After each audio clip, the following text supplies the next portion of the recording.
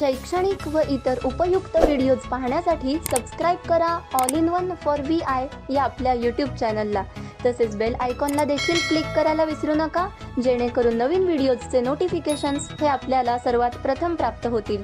Video आवडल्यास व्हिडिओला like व आपल्या मित्रमैत्रिणींसोबत आणि नातेवाईकांसोबत शेअर करायला सुद्धा विसरू नका.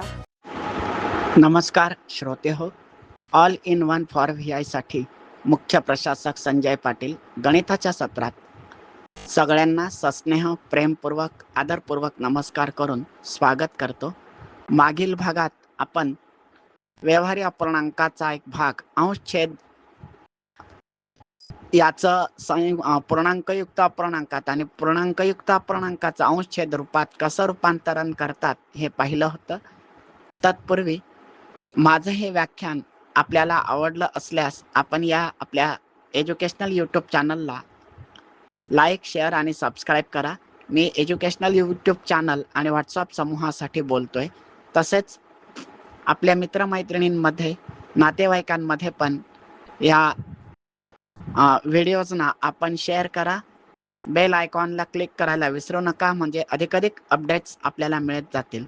तर व्यवहारी अपूर्णांकाचं आपण प्रारंभाचं जे आहे विवेचन ते मागील व्याख्यानात बघितलंय. मी आता त्याच्या पुढे न जाता तो भाग सध्या इथेच सोडतोय आणि एखाद्या संख्येचे सर्व अवयव कसे शोधावेत ते आपण आज बघणार आहोत. म्हणजे एखादी संख्या जी आहे ती कोणकोणत्या संख्यांनी विभाज्य आहे किंवा दिलेल्या संख्येला कोणकोणत्या संख्यांनी भाग जातो हे आपण पाढ्यांच्या आधारे कसे ठरवावे ते बघू शकतो. आणि यामुळे आपल्याला मूळ अवयव पाडणे पण सोपे जाते. युक्लिड या गणितज्ञाने मूळ अवयव पाडण्याची पद्धत शोधून काढली आहे आणि त्यामुळे लसावी आणि मसावी म्हणजे लघुत्तम साधारण विभाज्य आणि महत्तम साधारण विभाज्य आपल्याला काढता येतो. आपण या बाबतीत उदंड प्रतिसाद दिला आहे, म्हणून पालकांचे आणि आपणा सर्व विद्यार्थ्यांचे मी हार्दिक आभार मानतो. अनेक विद्यार्थ्यांच्या पालकांनी मला फोन करून याबाबत सांगितलंय. तर हा भाग आपण आता घेणार आहोत. एखाद्या संख्येचे सर्व विभाजक आपण कसे ठरवावेत त्यासाठी आपल्याला कमीत कमी 30 पर्यंतचे पाढे पाठ असणे आवश्यक आहे.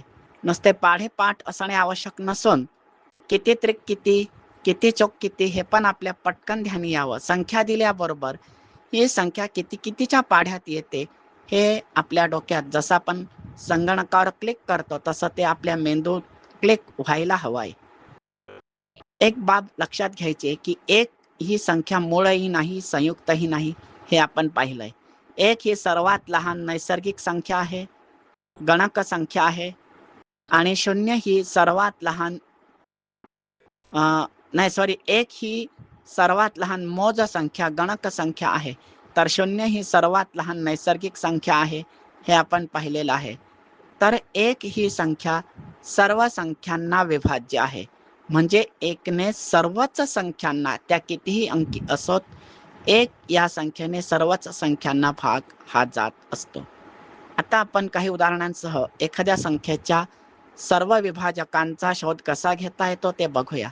24 ही संख्या आपण घेऊया.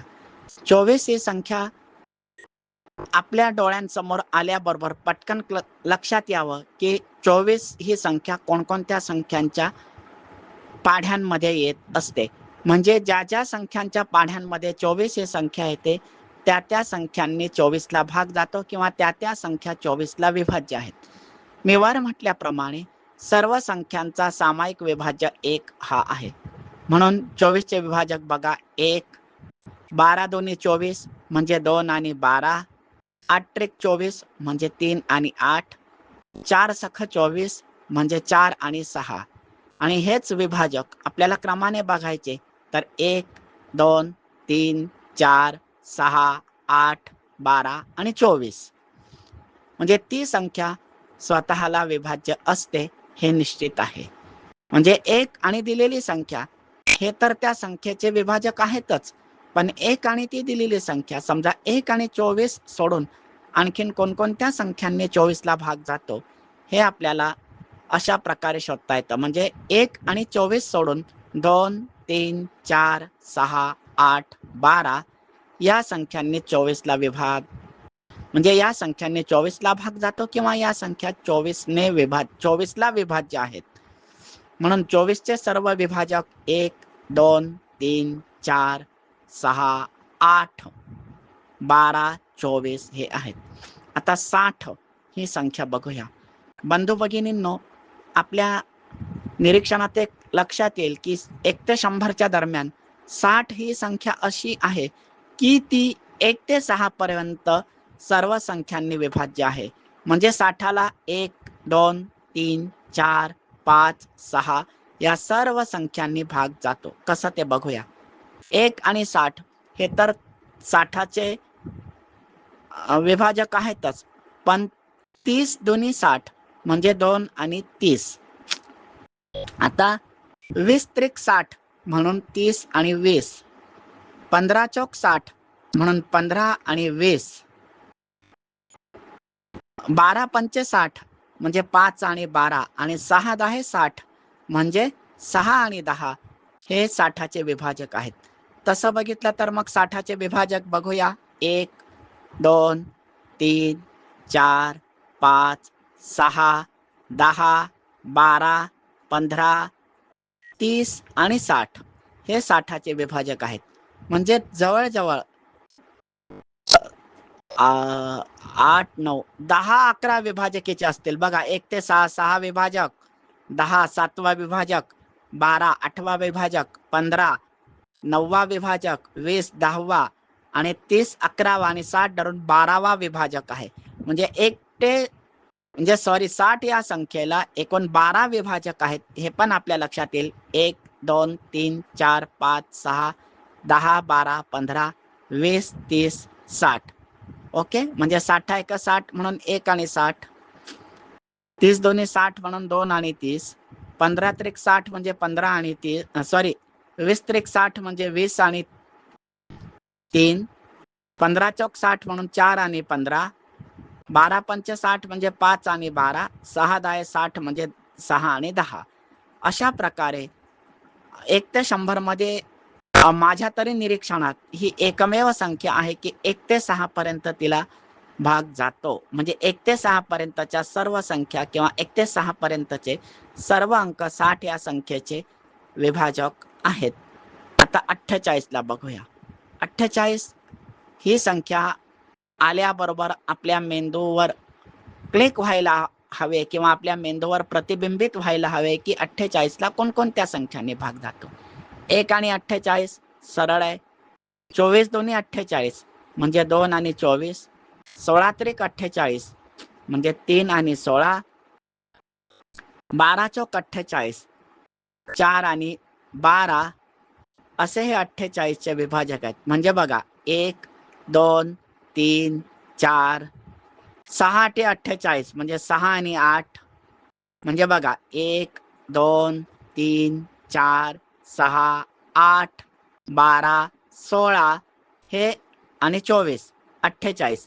1 2 3 4 6 8 12 16 24 48 हे 48चे विभाजक आहेत. तर बघा म्हणजेच 1 आणि 48, 24 दोन्ही 48 म्हणून 12 आणि 24 दोन्ही 48 म्हणून 2 आणि 24, 16 त्रिक 48 म्हणून 3 आणि 16, 12 चौक 48 म्हणजे 4 आणि 12, 6 ते 48 म्हणून 6 आणि 8 किंवा 8 सक 48 जरी धरलं तरी 6 आणि 8.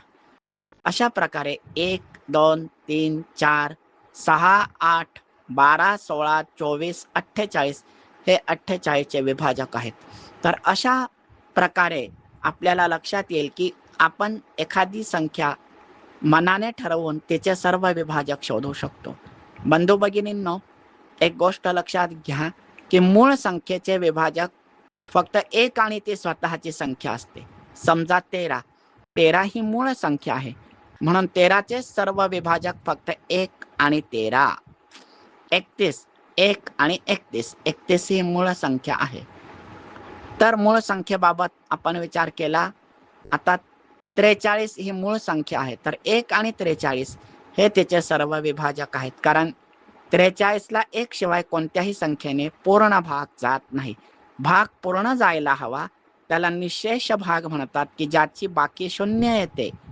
गणितात बाकी येतच नाही अशी भाषा न वापरता शून्य बाकी येते अशी भाषा वापरतात.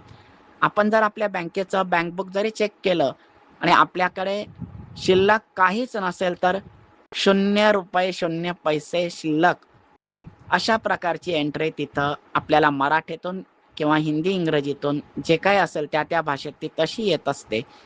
म्हणजेच गणिताच्या भाषेत काहीच बाकी नाही असं न म्हणता शून्य बाकी असे म्हणता येते. आणि ते तसे म्हणण्याची प्रथा आहे, तसे म्हणण्याचा प्रघात आहे. आणि म्हणून 1 आणि 13 म्हणजे 13, 31, 17, 19, 7, 5 ह्या ज्या मूळ संख्या आहेत त्या स्वतः आणि 1 सोडून त्यांचे कोणतेही विभाजक असू शकत नाहीत. आपण वरील 3 उदाहरणांमध्ये समसंख्यांचे विभाजक बघितले. आता विषम संख्यांचे पण विभाजक बघूया. 27 बघूया. 27 डोळ्यांसमोर आल्याबरोबर आपल्याला क्लिक व्हायला हवं की 27 म्हणजे 1 आणि 27 दोनाचा संबंधच नाहीये. कारण विषम संख्यांना दोनाने भाग जात नाहीये. ही पण बाब लक्षात घ्यावी की विषम संख्यांना दोनाने भाग जात नाहीये. आता 3 मग 3 9 27 म्हणून 9 आणि 27 सॉरी म्हणून 3 आणि 9 म्हणजे 1 3 9 आणि 27 हे 27 चे विभाजक आहेत. 1 3 9 आणि 27. आता 49. 49 ला सरळ आहे 1 आणि 49 आणि 7 7 49. 49 7चा वर्ग आहेच. पटकन क्लिक व्हावं. 1 ते 30 पर्यंतचे वर्ग पण आपल्याला पाठ असावेत की जे मी वरती दिलेले आहेत. विशेषतः 6वी 7वीला हे सगळं पटकन यायलाच पाहिजे. तर 1 7 आणि 49 हे 49 चे विभाजक आहेत. बघा विषम संख्यांना 2 4 ने 6 ने 8 ने भाग जात नाहीये. विषम संख्यांना ह्या 2 ने 4 ने 6 ने 8 ने शक्यतोवर भाग जात नाही. आता बघूया 75. 75चा विचार केला तर 1 आणि 75 मग 15 5 75 म्हणजे 5 आणि 15 मग 25 त्रिक 75 म्हणजे 3 आणि 25 म्हणून 75 चे विभाजक 1 3 5 15 25 75 1 3 5 15 25 75 म्हणजे बघा 75 एका 75 म्हणून 1 आणि 75 25 त्रिक 75 म्हणून 3 आणि 25 15 5 75 म्हणून 5 आणि 15 म्हणून 1 3 5 15 25 हे 75 चे विभाजक आहेत. या सर्व उदाहरणांवरून आपल्याला सम आणि विषम संख्यांचे विभाजक कसे शोधावेत आणि मूळ संख्यांचे विभाजक कोणते असतात हे नक्कीच लक्षात आले असेल. याबरोबरच इथे थांबतो. पुढील व्याख्यानात आपण मूळ अवयव पाडण्याची पद्धत थोडी बघून घेऊया. नंतर मला व्यवहारी अपूर्णांकांची म्हणजे अपूर्णांकांची बेरीज, पूर्णांकयुक्त अपूर्णांकांची बेरीज वजाबाकी आणि दशांश अपूर्णांकाचा भाग घ्यायचा आहे. पण सत्वरतच आपण सर्व विभाजकांवर थांबूया. पुढील व्याख्यानात मी आपल्याशी मूळ अवयव पाडण्याच्या पद्धतीबाबत हितगुज करणार आहे. एखाद्या संख्येचे मूळ अवयव कसे पाडावेत ते मी आपल्याला सांगणार आहे की जे 7वीला दुसऱ्या प्रकरणात आहे. लसावी मसावी म्हणून जो भाग आहे त्या ठिकाणी ते लसावी आणि मसावी काढण्याच्या अवयव पद्धत आणि भागाकार पद्धत अशा 2 पद्धती आहेत. आणि मी वर म्हटल्याप्रमाणे अवयव पद्धत ही युक्लिड या गणितज्ञाने शोधून काढलेली आहे. शेवटी जाता जाता विनम्र आवाहन करतो की माझं हे व्याख्यान आपल्याला आवडलं असल्यास या YouTube चॅनलला लाईक शेअर नक्कीच करा. धन्यवाद. शुभ दिन, शुभ आयुष्य.